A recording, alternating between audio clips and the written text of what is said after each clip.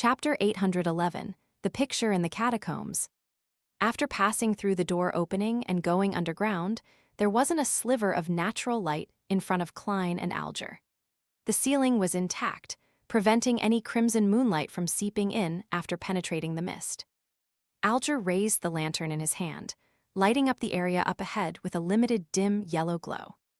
Klein took a glance and discovered at least 6 stone statues of both sexes. They were entirely grayish-white in color, and even their clothes looked like they were engraved. These stone statues included elves, giants, and humans that had an ancient dress sense. Apart from their frozen expressions of pain and despair, there wasn't anything similar. Klein felt a chill down his back when he saw their eyeballs watching him without moving, having made the connection that they were once alive. He felt that darkness ruled the depths of this passageway, as though a terrifying monster had widened its mouth as it lay in wait for the two to walk into its belly. Reining in their stirring emotions, Klein and Alger remained silent as they passed through the grayish-white statues with warped expression, and they proceeded forward. After walking for more than 10 seconds, Klein didn't need to use Senner's night vision to see the damaged and dark murals thanks to the lantern. There were a few murals that were relatively intact, allowing them to recognize what was being depicted. They were no doubt focused on the cross that glowed and the grand figure that stood before it. This blurry and solemn figure either faced cities that had been flooded, stepped upon fractured lands, or looked up at the cosmos where it locked eyes with the pairs of evil and maniacal eyes. When the apocalypse happens, the ancient sun god will rescue the world. This is somewhat similar to the murals that Little Sun and the others found in the True Creator's temple. Or perhaps it's just plagiarism from both sides, with no one giving up on working towards this goal. After all, it's to emphasize that they were once the Messiah and a deity worthy of one's faith. Klein quickly swept his gaze across the wall as he slowly entered the depths of the passageway. Alger was also observing the damaged murals when he suddenly suppressed his voice and said, "I suspect that the true, fallen creator's description of himself has references to some of the content here. Indeed, everyone has the same views." Klein lowered death knell and chuckled. "I won't be surprised if we see matters related to the true creator up ahead. That might be a particular connection between him and the creator that the City of Silver believes in." Alger agreed with Jayaman Sparrow's judgment. The duo continued ahead as they tried hard to soften their steps. However, there were still some echoes that reverberated in that extremely silent environment. At this moment, Klein's spiritual perception was triggered. He immediately took 2 steps forward and put himself in front of Alger, blocking out most of the lantern's light. Less than 2 seconds later, he heard a dull sound emitting from afar. Thump, thump, thump. The ground shook gently as the sounds became clearer. Then, Klein saw a figure nearly 4 meters tall walk out. It was also grayish-white in color, with armor-plating patterns engraved on its body. Its head had goat horns and a mouth that resembled a hound's, its half-opened mouth revealing snarling fangs. And what attracted attention the most were its pair of eyes, which burned red, and the 6 pairs of white membraned wings. Thump, thump, thump. The monster held an 8-meter-long stone trident as it slowly entered a passageway. It shook the land with every step as its great weight was spread out. Although Klein hadn't seen it before, he instantly recognized what it was. It was a 6-winged gargoyle. Its core crystal was one of the main ingredients of a mariontist, and the beyonder powers it possessed were extremely special and indefensible. Based on its external build, and from what it's made of, it definitely has extremely potent combat strength while not being afraid of most damage. All it needs to cause terrifying damage is to storm over and perform a downward smash with its stone trident. Klein relaxed his left hand and wasn't in a rush to react. He and Alger remained on the spot, one using his body and the other using his clothes to conceal the lantern's light. Thump, thump, thump. The 6-winged gargoyle didn't look towards the duo, and it instead passed through the passageway, its footsteps slowly distancing themselves from them. Indeed, it's not very perceptive. It's no wonder Kalangos was able to venture deep down and return safely. Klein proceeded forward again when the footsteps were undetectable as he went past the crossroads. In fact, with his current strength and gear, and his understanding of his target, killing a six-winged gargoyle wasn't something too dangerous. Furthermore, the hanged man could provide him with help. The reason why he gave up attacking it was because he had no idea how many six-winged gargoyles there were in the catacombs. Once a battle ensued, any large commotion could result in them swarming over. When that happened, they could only escape using traveling. In addition, if they were to stir the existence in the ruins that even nearby Beyonder creatures were afraid of, the problem would only worsen. Curbing one's greed was a premise for a risky exploration.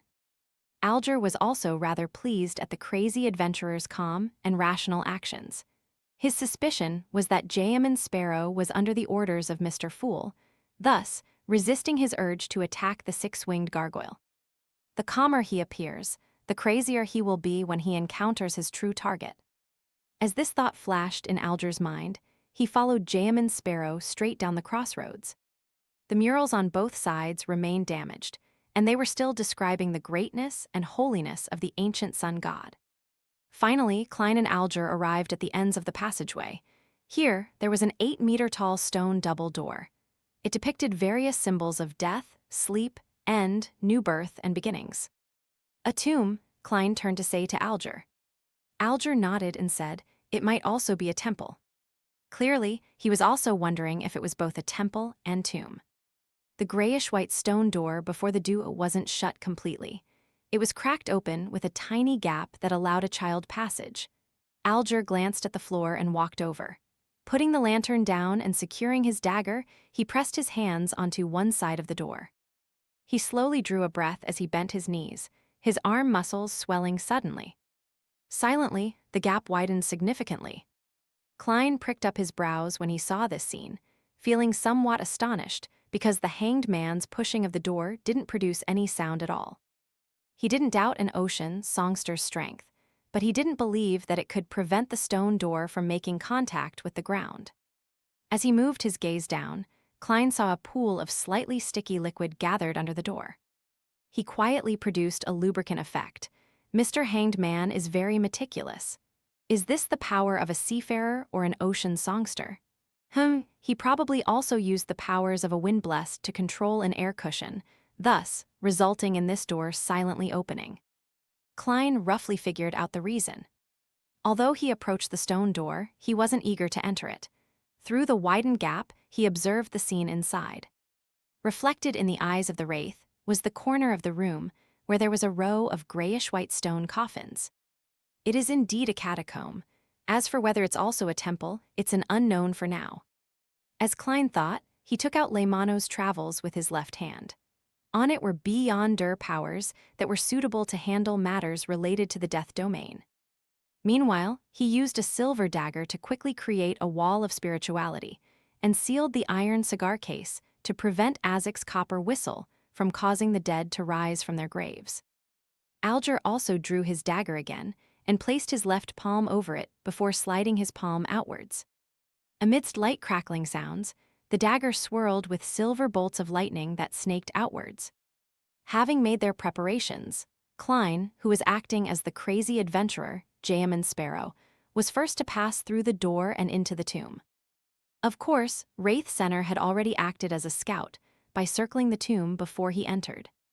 To a marionettist, there was no need to take risks on many matters once they had a marionette. The tomb's ceiling was soaked with water droplets, a clear indication of the humidity. The room was divided into 2 regions that each had 12 grayish-white stone coffins. In the middle was a circular region where there appeared to be a beautiful and complicated picture placed on the ground. Klein didn't approach it as he stopped Alger. Then, he controlled Center to appear as it quickly floated to a spot above the circular region. Admiral of Blood. Alger's facial muscles twitched. Although he had already guessed so, he couldn't stop his subconscious reactions when he saw it with his own eyes. At this moment, Center descended and was able to fully take in the scene in the central region. The picture had dark, dull colors, with the background being filled with blurry figures. In the foreground was a long table. On the table was a figure with a resplendent cross glowing from it, and surrounding the figure were 3 people shrouded in shadows. One was handsome and youthful, another solemn and bold, and the last looking wise with his white beard.